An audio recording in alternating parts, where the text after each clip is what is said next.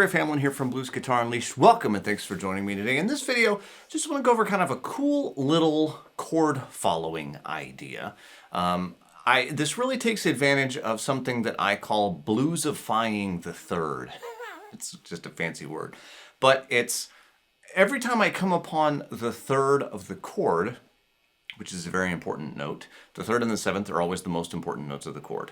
But whenever I come upon that third, I usually approach it from the flatted third, and it gives it a very bluesy sound.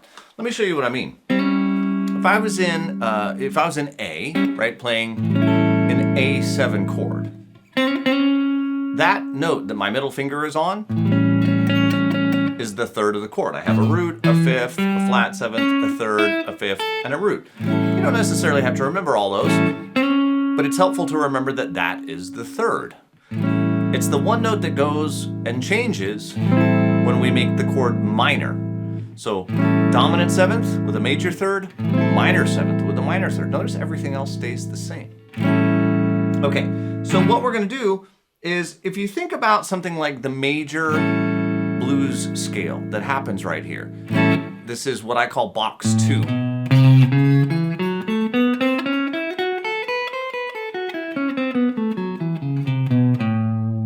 Okay, so notice that that note there, the third note, or the third of the chord, has the note right below it, which is the minor third. And then we have the fifth of the chord. So the lick that I play is I slide from the minor third to the third, then I strike the fifth, then I slide back to the third, use the flatted third as a passing tone, and come down to the 2, which is the ninth.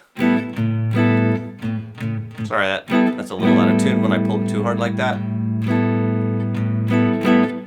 So that note right there is the ninth of the chord, that open A.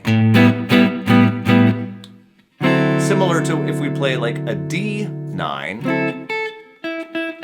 that note there is the ninth of the chord. Now, if you think of a D7 chord like this, okay, my pinky is on the third. So again, if I think of, say, the major blues sound,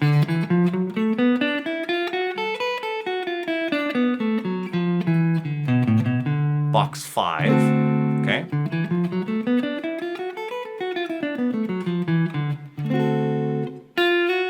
I can do the same thing. There's the third of the chord. So I can slide into it from the half step below, bluesify it, go up to the fifth of the chord, slide to the third, work my way down to the ninth of the chord. I can do it off the 5 chord in the key of A. I can do it off the 4 chord. I can do it off the 1 chord.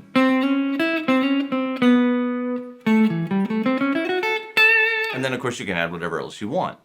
So it's just a kind of a hip little idea. It follows the changes. Where I particularly like to use this is at the turnaround, going from the 5 chord to the 4 chord, etc., etc.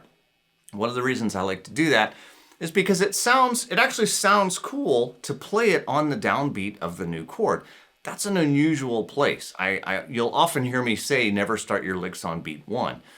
It's guaranteed to be okay if you don't start your licks on beat 1. If you do start your lick on beat 1, some funky things can happen. They won't always. This is one of the situations where it sounds good to play it, coming in right on the downbeat of that 5 chord.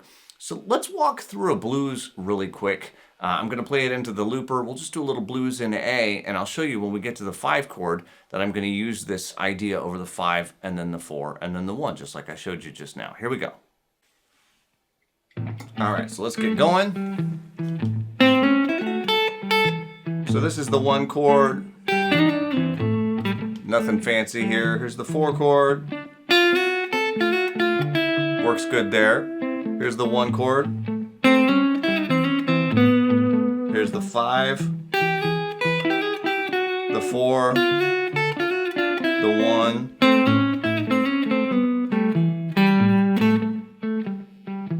1 chord again. Now notice there I didn't start it on beat 1.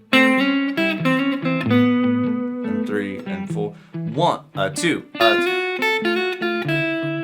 right? I didn't start it on beat 1. But I will here on the turnaround.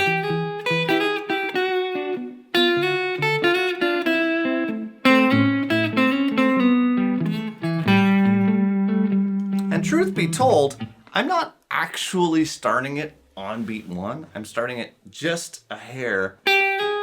There's that 1, 2, 3, 1, 2. So there's actually just a slight pickup anyway. So technically it's not on beat 1, even though the bulk of the lick kind of really comes down on beat 1. But in reality, it still doesn't, it doesn't break my rule. So it's a very simple little idea. But again, it's just one of those things. You can kind of just tuck that in your back pocket.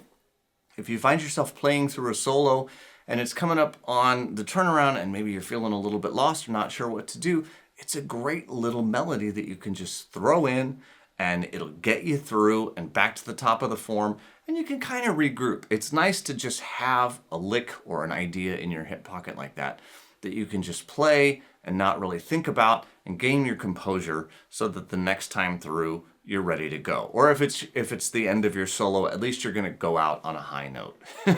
And by that I mean not playing something that's going to make a mess.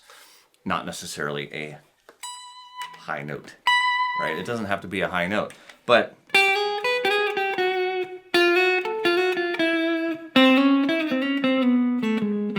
that's going to be a nice way to end your solo or to end any chorus of your solo such that it sounds like you meant to do that and it sounds good and appropriate. All right, so hope you dig that. Play around with it a little bit, try it over some jam tracks, etc., etc. As always, if you have a friend that would dig this video, please feel free to share it with them. And I'm Griff Hamlin from Blues Guitar Unleashed. I'll talk to you soon.